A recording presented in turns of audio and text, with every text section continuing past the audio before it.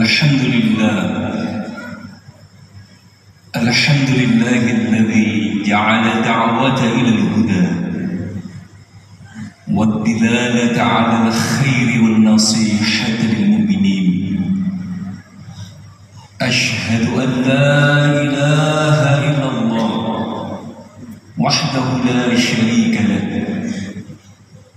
وأشهد أن محمدًا عبده ورسوله أرسله بالحق بشيرا ونذيرا وداعيا إلى الله بإذنه وسراجا منيرا. اللهم فصل وسلم وبارك وكرم على نبينا ورسولنا محمد وعلى آله وصحبه والتابعين أجمعين. أما بعد،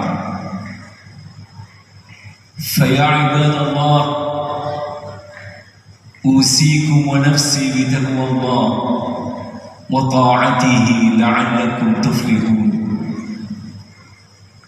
فقد قال الله تعالى في القرآن الكريم: أعوذ بالله من الشيطان الرجيم، بسم الله الرحمن الرحيم. يا أيها الذين آمنوا اتقوا الله حق تقاته ولا تموتن إلا وأنتم مسلمون. صدق الله مولانا العظيم. Hadirin saudaraku jamaah salat Jumat yang dirahmati Allah, di dalam sebuah hadis yang bersumber dari sahabat Abdullah bin Abbas yang diriwayatkan oleh Imam At-Tirmidzi, sahabat Abdullah bin Abbas menceritakan, kuntu khalfan Nabi sallallahu alaihi wasallam yawman. Pada suatu hari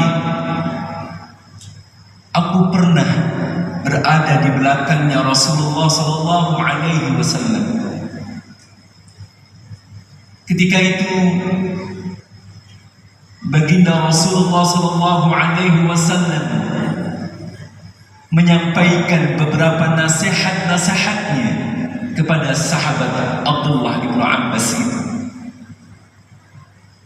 Qala Rasulullah sallallahu alaihi wasallam: Ya ghulam, inni u'allimuka bi kalimatin. Wahai seorang anak yang manis, sungguh aku akan memberikan kepadamu, menyampaikan kepadamu beberapa nasihat. Isi nasihat itu: ihfazillaha yahfazka, ihfazillaha tajidhu tujahak. Rasulullah berpesan kepada sahabat Abdullah bin Abbas, jagalah Allah, niscaya Allah pun akan menjagamu. Jagalah Allah, niscaya Allah akan berada di hadapanmu. Dalam riwayat yang lain, tajidhu amamak, dia Allah selalu berada di depanmu, di hadapanmu, menjadi pelindungmu, menjadi perisaimu.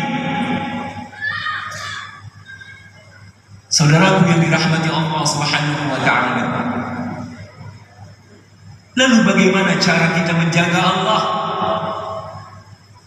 Tentu dengan cara kita menjaga semua syariatnya, menjaga hukum-hukumnya, menjalankan segala perintah-perintahnya, meninggalkan, menjauhkan semua larangan-larangannya, dengan penuh kepatuhan, ketaatan, kesadaran, mukhlisin lahuddin, semata-mata hanya mencari keridhaannya Allah Subhanahu wa ta'ala.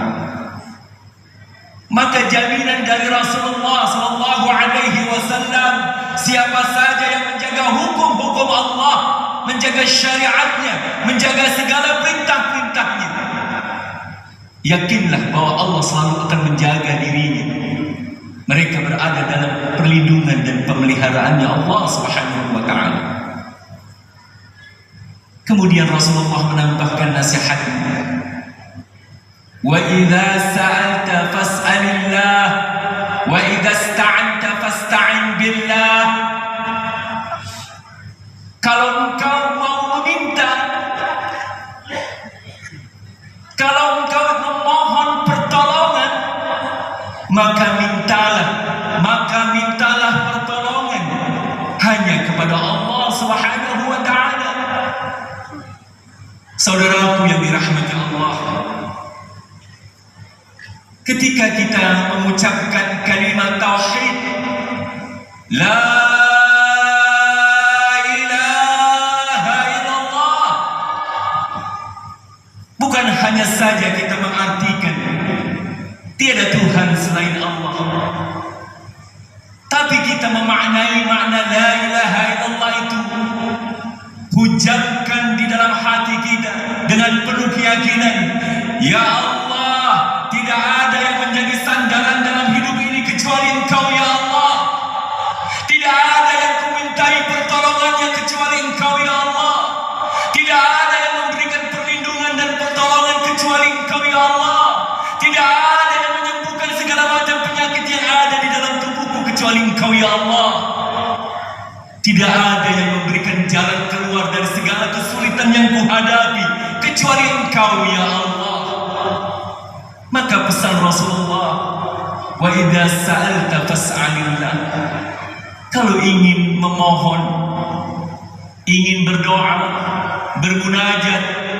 bermunajatlah hanya kepada Allah. Kalau ingin mencari pertolongan, carilah pertolongan hanya kepada Allah Subhanahu wa ta'ala. Inilah yang selalu kita ucapkan, iyyaka na'budu wa iyyaka nasta'in. Saudaraku yang dirahmati Allah, kemudian Rasulullah menambahkan nasihatnya, law istama'atil ummah ay yanfa'uka bisyai' la yanfa'uka bisyai' illa qad kataballahu lak. Wahai Abdullah bin Abbas, seandainya seluruh umat itu berkumpul, sekelompok manusia itu berkumpul, mereka akan mendatangkan satu manfaat kepadamu. La yanfa'uka bisyai', niscaya mereka tidak akan mampu mendatangkan suatu manfaat, melainkan memang sudah Allah yang menggariskannya. Begitu juga law istama'u ala yadurruka bisyai', kalau seandainya sekelompok orang mereka berkumpul ingin mendatangkan mudarat, mendatangkan kecelakaan kepada kalian, mereka ingin menjatuhkan kalian, la yadurruka bisyai', niscaya mereka tidak akan mampu mendatangkan mudarat illa qad kataballahu lak, kecuali memang Allah sudah gariskan. Hadirin saudaraku yang dirahmati Allah, dari pesan Rasulullah ini harus kita pahami dan kita yakini dengan seyakin-yakinnya, tidak ada yang mampu memberikan manfaat dan mudarat kepada diri kita kecuali Dia Allah Subhanahu wa ta'ala. Tidak ada yang mampu memberikan manfaat dan mudarat, hanya Allah Subhanahu wa ta'ala. Maka penghujung dari pesan Rasulullah, wa anna nasra ma'as sabar, sesungguhnya pertolongan Allah itu datang kepada kita ketika kita sertai menghadapi segala urusan kita dengan penuh kesabaran. Wa anna ma'al usri yusra, sesungguhnya di balik segala kesulitan-kesulitan pasti Allah akan memberikan jalan kemudahan. Yakini itu dengan seyakin-yakinnya.